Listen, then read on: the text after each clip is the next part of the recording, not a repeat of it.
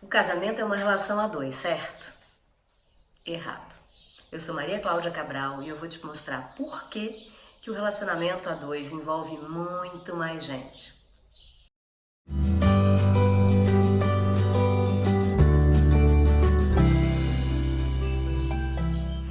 Sabe que minha avó era muito sábia. E quando eu me casei com meu primeiro marido, ela me disse assim: minha filha, quando a gente escolhe um parceiro, a gente precisa olhar muito bem para como é que esse parceiro se relaciona com a família dele. Porque você não está se casando só com aquele homem, você se casa com a família. E eu disse: vó, para! Eu estou me casando com ele. A família dele pouco importa. Quem vai dormir comigo, quem vai conviver comigo é ele. Isso não faz a menor diferença. Eu não escutei a minha avó. Eu achava, naquela época, que eu sabia tudo. Imagina, aos 23 anos, eu era dona do mundo. Além do mais, a minha avó não tinha muito estudo, né? E eu, afinal de contas, era uma estudante de direito. Falava dois idiomas. Eu sabia muito mais que ela, claro. Lê do engano. E eu vou mostrar para vocês por que a minha avó estava certa. Por que é que a gente se casa com a família inteira? Fica comigo ao longo desse vídeo que no final eu vou passar um exercício para você identificar como é que está o seu posicionamento no seu sistema. E ainda vou te dar a dica de como corrigir isso. Vamos começar por onde tudo começa? Vamos começar por nós. Eu sou eu e minhas circunstâncias, diria Ortega y Gasset. Eu sou eu e todos os meus ancestrais, diria eu mesma. Essas circunstâncias sobre as quais Ortega y Gasset fala são todas as memórias, todas as vivências, todas as experiências que os nossos antepassados experimentaram e que são transmitidas geração após geração e que compõem cada uma das nossas células. Essas memórias estão em nós e nós podemos acessá-las. Essas memórias estão no nosso inconsciente e muitas vezes nos controlam e nos fazem fazer escolhas que racionalmente a gente não entende muito bem. Ou a gente justifica dizendo: sou livre, fui eu que escolhi assim. E como é que essas memórias chegam até nós? Elas chegam por meio de um campo morfogenético. Elas chegam por meio dos estudos de epigenética que mostram que tudo que foi vivido antes, as memórias mais fortes do nosso sistema familiar, são transmitidas biologicamente. Bom, se eu sou eu e minhas circunstâncias, sou eu e as circunstâncias da minha mãe e do meu pai. Porque foi naquele encontro que eles tiveram, naquele determinado dia, naquela determinada hora, que eu fui gerada. Não foi qualquer um dos outros espermatozoides, foi aquele. E se não tivesse sido aquele, não seria eu. E se não tivesse sido aquele óvulo, ou seja, naquele mês, não seria eu.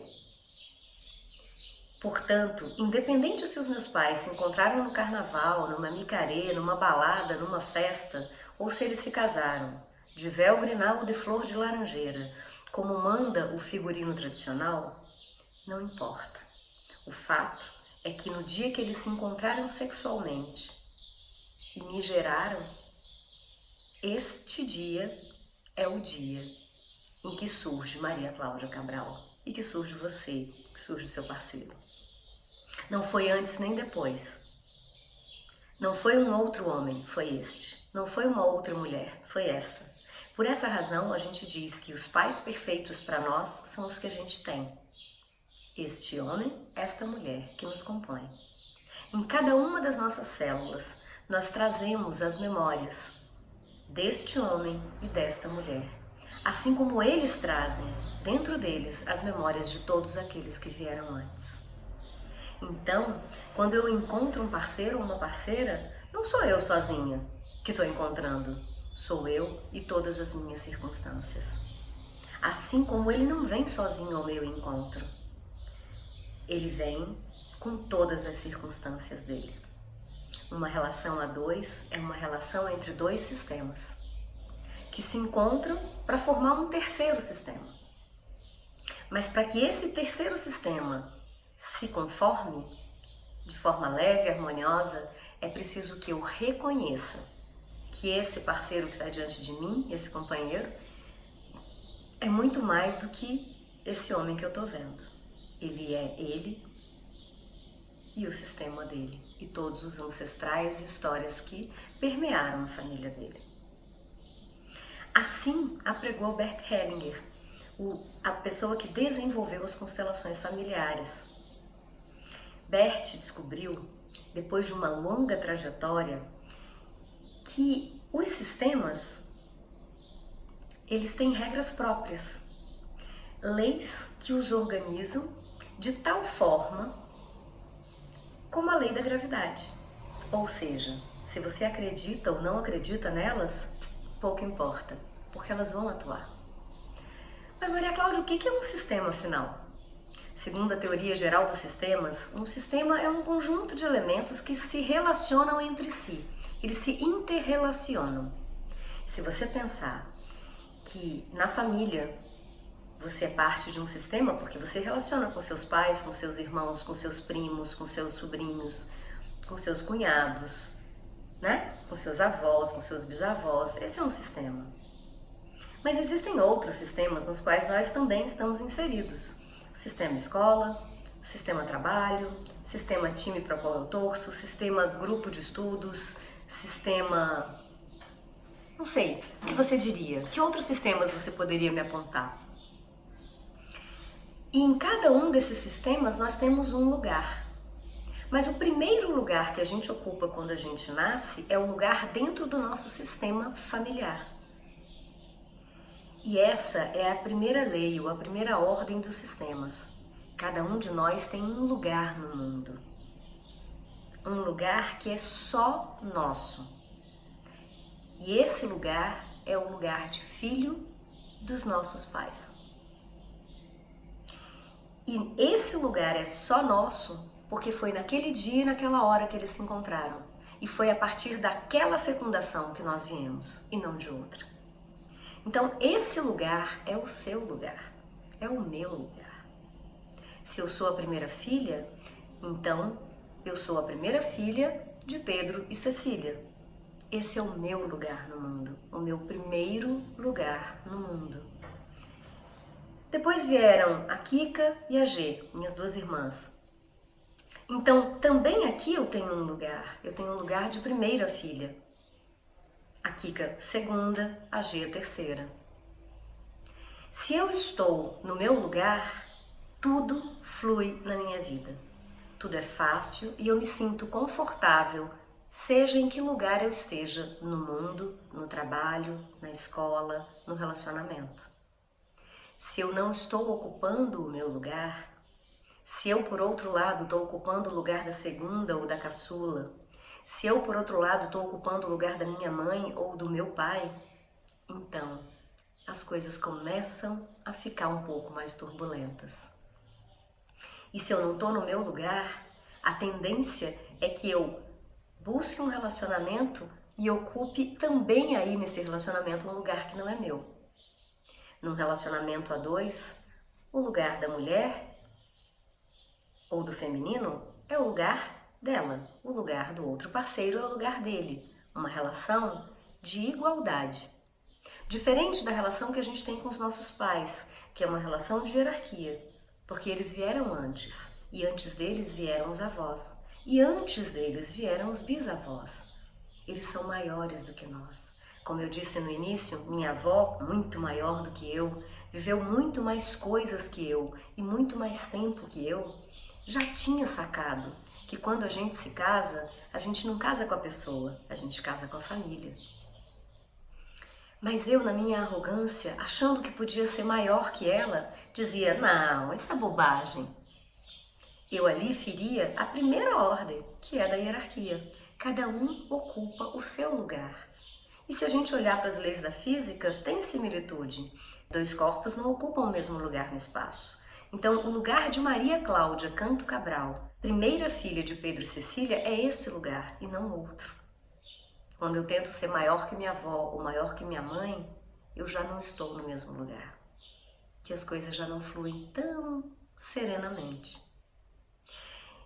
E estando no lugar da minha mãe ou da minha avó, eu não vou encontrar um parceiro, certo? Eu vou encontrar um filho. Porque eu sou mãe ou vó. E isso não tem nada a ver com idade cronológica. A relação de casal, para ser fluida, harmoniosa, leve, precisa ser uma relação entre iguais. Uma relação entre iguais é aquela em que eu sou a primeira filha dos meus pais e ele é o segundo, terceiro, quarto, primeiro filho dos pais dele e ele ocupa o lugar dele. Então, só assim a gente pode se encontrar como iguais. Se ele quer ser maior que o pai ou se ele quer ocupar o lugar do pai, ele não chega na relação como um igual a mim. Ele chega como alguém maior que eu, como um pai. Ou eu, se quero ocupar o lugar da minha mãe ou da minha avó, não chego na relação como uma igual, eu chego como uma mãe. Se por outro lado eu não consigo deixar esse lugar de filhinha, então eu chego como uma filha. Percebem esse desequilíbrio? Pois bem, a segunda lei ou ordem, prevista por Bert Hellinger, é exatamente o equilíbrio nas relações. E esse equilíbrio se dá pelo dar e o receber. Então, se eu entro no relacionamento a dois, de igual para igual, ocupando o meu lugar na família de origem e ele ocupando o lugar dele na família de origem, nós poderemos fazer trocas equilibradas. Eu dou um pouco, ele dá um pouco. Eu dou um pouco, ele dá um pouco. Um exemplo ótimo que os meus alunos aqui gostam quando eu dou sobre esse equilíbrio entre o dar e o receber são as mensagens do WhatsApp. Eu digo oi e espero. Então ele me responde: oi, tudo bom? E aí eu respondo. Veja que eu dei um pouco, ele deu um pouco, eu dou um pouco, ele dá um pouco. Mas se diferente disso eu digo: oi, tudo bem? Como é que você tá? Então, olha só, tô morrendo de saudade, sonhei com você. Então, deixa eu te falar, eu tava pensando que a gente podia ir ao cinema. Quer dizer, se você não puder ir ao cinema, também tem o show do Skank no Bezerrão. Olha só a assimetria, num exemplo simples. Não se dá tempo ao outro para que responda, para que entregue algo em contrapartida ao que você está dando. Esse é um exemplo pequeno, simples, mas que coloca o outro numa posição de sobrecarga. Ele recebe muito. É muita carga, é muito peso. Então, inconscientemente ele sente: nossa, isso é muito para mim. Nossa, eu não dou conta. Caramba, tá me sufocando. Nossa, eu não consigo retribuir toda essa atenção. Então, quem recebe demais se retira.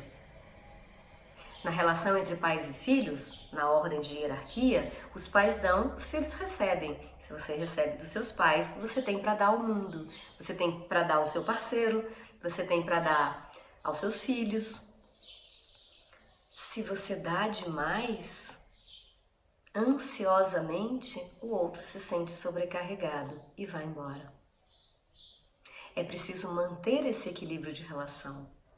Também, se você não está no seu lugar, na sua família de origem, se você se porta como se fosse sua mãe ou sua avó, você tem muito mais para dar. E você também vai se relacionar dando apenas, sem receber. Porque o lugar dos pais não é o lugar de receber, é o lugar de dar.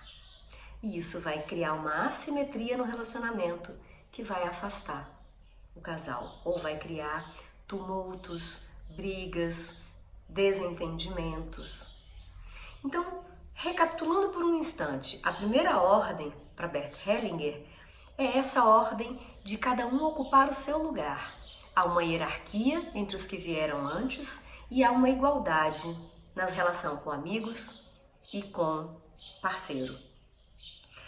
A terceira ordem que Bert Hellinger apresenta para nós também tem a ver com o relacionamento de casal, porque é a ordem do pertencimento. E o que isso significa? Todo aquele que pertence a um sistema tem o direito de pertencer. Todos pertencem. Todo aquele que pertence a uma família tem o direito de pertencer a ela. Todo aquele que pertence a uma organização tem o direito de pertencer a ela. Todo aquele que pertence a uma cidade tem o direito de pertencer a ela. Todos que pertencem a um país têm o direito de pertencer a ele. Todos que pertencem à raça humana têm o direito de pertencer. Independente, e eu vou repetir, independente do que você faça, fale, pense, você tem o direito de pertencer. Maria Cláudia, como assim? Todos têm o direito de pertencer. Todos têm o seu lugar no mundo. Cada um tem o seu próprio lugar no mundo. Se você tem um comportamento que dentro da sua cultura é moralmente reprovável, você tem o direito de pertencer. Sabe aquele desenho? Viva, a vida é uma festa? Se você não viu, corre e busca esse desenho no Now, no Netflix, no Go, aonde você imaginar que é possível encontrá-lo e veja. Ele fala muito sobre a ordem do pertencimento. Todo aquele que pertence tem o direito de pertencer. E se nós o excluímos conscientemente, ou se nós o esquecemos, colocamos a dor acima do pertencimento, esse que foi excluído retorna em atitudes, em gostos, em posturas num descendente. Todo aquele que pertence a um sistema tem o direito de pertencer. E por que eu repito tanto isso quando a gente está falando de relacionamento a dois?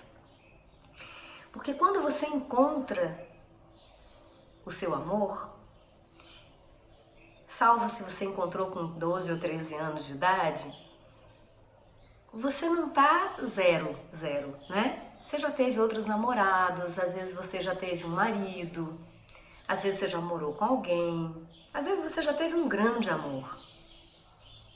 E aí a ordem é super importante. Por quê? Se você já teve um relacionamento antes desse, esse é o primeiro. E o segundo, e o terceiro, e o 19º. Todos esses vieram antes. Eles têm um lugar na sua galeria de amores. O lugar é deles, a ordem. E todos eles pertencem à sua história. Sem eles, você não seria a pessoa que você é hoje.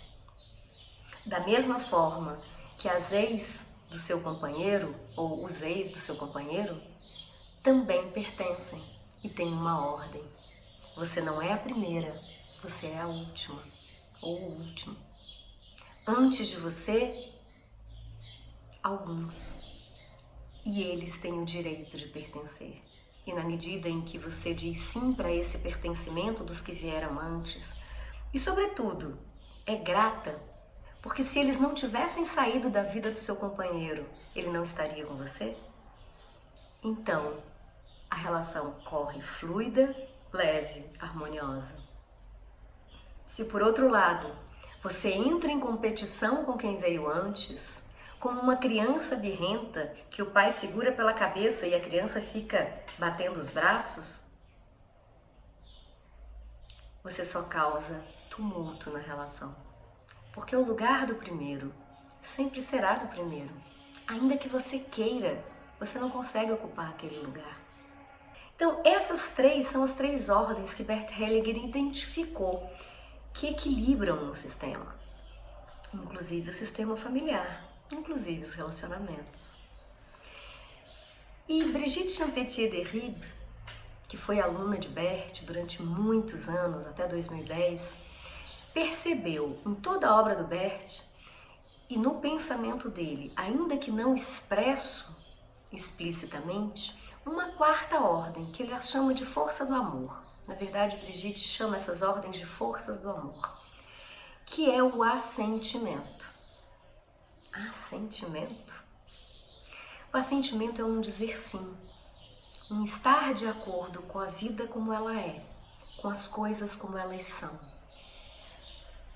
Ué, mas isso é se resignar, é cruzar os braços e não precisar fazer mais nada. Não.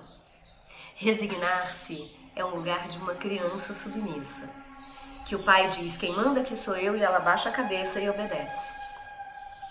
Assentir é diferente. É olhar para a vida como ela é e dizer sim às coisas como elas são.